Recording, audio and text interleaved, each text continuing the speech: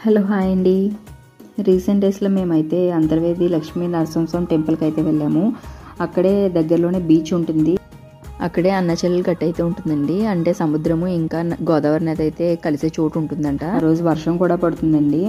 కోనసీమ అంటే కొబ్బరి చెట్లు కదండి, ఆ పచ్చదనం కనిపిస్తూ ఉంది. చాలా బాగుందండి వ్యూ అయితే చూడండి. 3.5 అవర్స్లో కాకినాడ నుంచి అయితే మేము అంతర్వేది చేరుకున్నాము.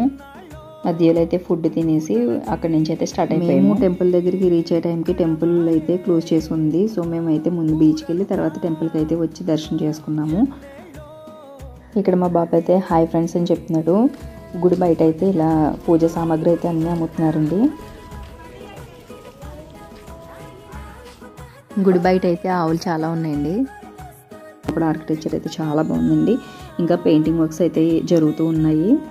ఫస్ట్ అయితే బీచ్కి వచ్చేసామని చెప్పాను కదండి. కాకపోతే అన్నచెల్లెలు గట్టు అయితే చూడలేకపోయాం లేట్ అవడం వల్ల.